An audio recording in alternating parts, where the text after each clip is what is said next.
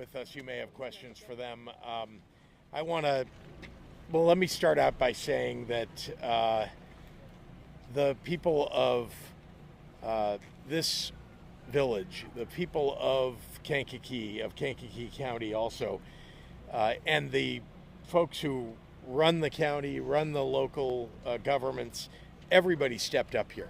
Everybody. And when I say the people, I really mean neighbors and friends and people who live in neighboring communities showed up for each other here. And I think that's we'll talk about the devastation that's been experienced, but let's just recognize that in the state of Illinois, and I've seen this in disaster after disaster, people really do stand up for one another. And the pride that I think we all take in what the response that's taken place is important to all of us. So I want to make sure I've got a couple of notes. I want to make sure that I recognize folks that are behind me and others who may not be here but have been very involved, because you can see a whole lot of work going on around you.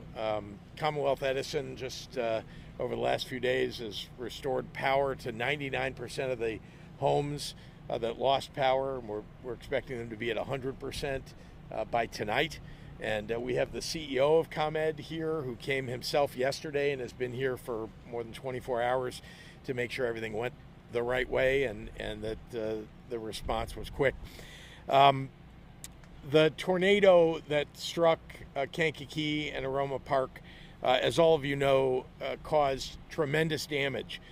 But one thing, and God was looking out for people here, is that there were really very few injuries. They were relatively minor. There were no deaths. And much of that was people looking out for each other, but it was also a little bit of luck here and there, as I heard from some people who were affected by this. But either way, we're all grateful. I received briefings over the last 48 hours, really, but especially over the last hour, from local officials as well as our state officials. IEMA has been on the scene since a couple of hours after the storm hit. Our emergency management agency, that is, and our director who's here has been here as well. We've got ISP, that is Illinois State Police, Department of Transportation for the state, all coming to the aid of local officials, and then importantly the surrounding communities and their law enforcement, their fire officials, their emergency management, all stepping up. This is what we do in the state of Illinois. We have been in close coordination, all of us supporting one another and keeping in communication. So again, thank God no lives were lost here.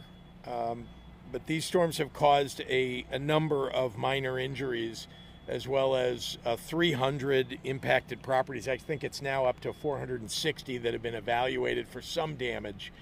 And we're going to continue to do that to make sure we know the full damage assessment and therefore what it is that we need to restore.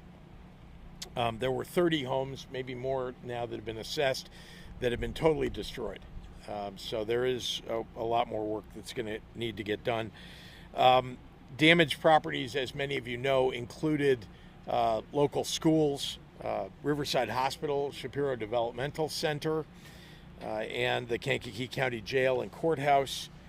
I've directed my teams to provide the full assistance of the state of Illinois to the people of this region in all response and recovery efforts. Those are underway and going very well, considering that this just happened less than 2 days ago. Once again, we deployed our Illinois State Police here on Tuesday night. Our Illinois Emergency Management personnel started on Tuesday night. They've been here on the ground coordinating with local leaders and the Kankakee Emergency Management officials. State police have deployed additional officers since Tuesday night today. And of course, we now have the Department of Transportation on scene to work with traffic control locally. I want to recognize the tremendous efforts of all of these local emergency responders, the individual officers, the individual fire department personnel, and the safety personnel here in the community not just Aroma Park, but the broader Kankakee community, the city, the county. I just again want to remind you, like, it's unusual in the United States to see every level of government working together as closely as has happened in this circumstance. I want to especially recognize Kankakee County Sheriff Michael Downey, who's here. He's done just an outstanding job.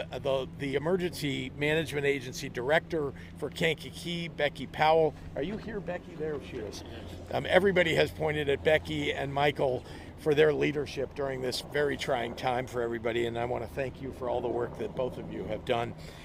Leadership really matters in these crucial moments, and I want to thank the county board chairman here in Kankakee, Matt Alexander Hildebrand, the Kankakee mayor, Chris Curtis, Aroma Park mayor, Brian Stump, who's standing behind me, State Senator Patrick Joyce, who could not be here in person right now, but he's on his way and has a representative here, and State Representative Jackie Haas, who's here as well.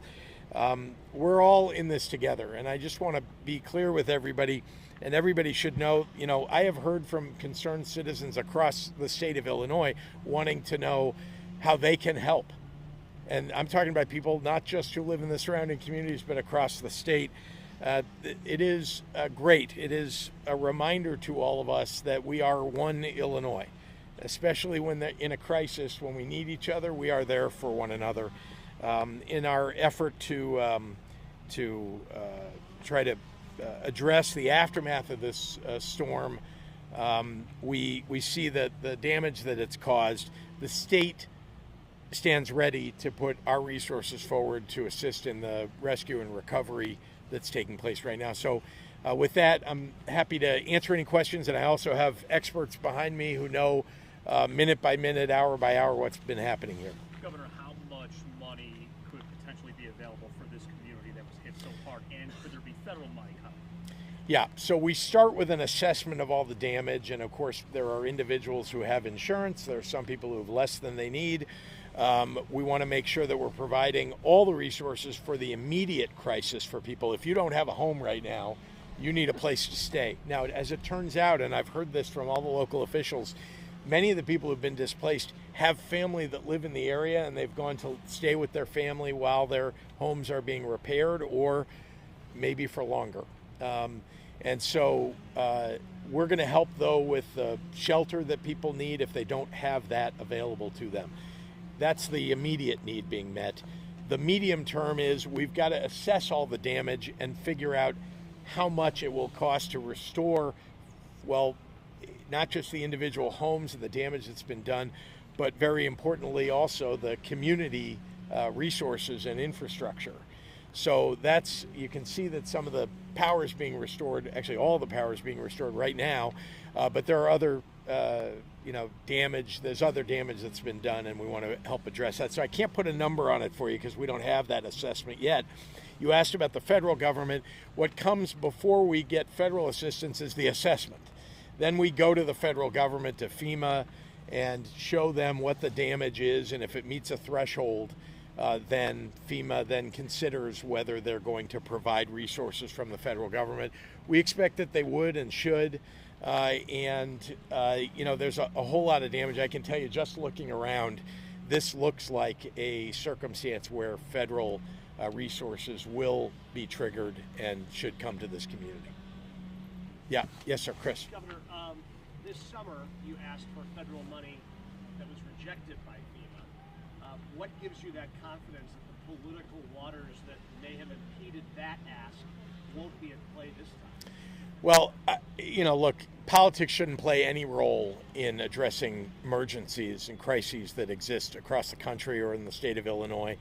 I have some confidence here because I think it's pretty obvious that the damage here is devastating. And I think that the fact that it's evident just by, looking at pictures really, or walking around, you can see that this community needs help. And so that is not always the case with the submissions in emergencies and crises, but that is the case here. So I think my confidence comes from the idea that politics shouldn't play a role. I don't think that it will play a role. I know that as a state, we're going to do everything that we can with our resources to help, and then I expect that the federal government will do its job. Governor, is the damage here more extensive than you thought when you were coming here? Well, my initial call on Tuesday night to Mayor Curtis, we didn't know. We knew only about some of the damage, and that Aroma Park in particular had been hit hard. I didn't know, and I don't think any of us knew, that almost 500 structures have been affected in total. At the time, that could not have been determined. So, yes, it's more than I expected, although I heard about it all throughout yesterday and, of course, this morning.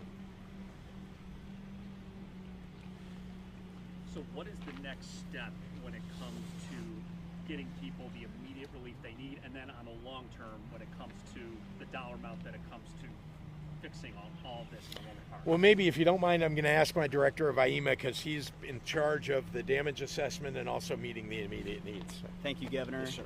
Good afternoon. Ted Berger, Acting Director at IEMA OHS. First and foremost, please allow me to express my sincere concern for our residents that have experienced this dramatic impact from this devastating storm. We at IEMA OHS, we're the state emergency manager. Our job is to support our local partners here in Kankakee County.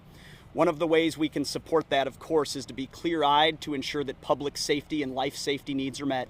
We've been in response supporting our local partners, and the leadership here by our local officials in Kankakee County has been exceptional. As we move into the phase of recovery, as the governor indicated, our work shifts to assessing the damage. We allow the data to drive that work. Our staff train each and every day to be subject matter experts at damage assessments. We'll work very closely with our Kankakee County colleagues as they continue to lead the response. And ultimately, as we assess properties, we'll take as deep a look as possible and be fierce advocates to make sure that we're advocating for every federal resource that we believe we qualify for, but we'll let the damage assessment drive that process. Thank you. Other media questions over here?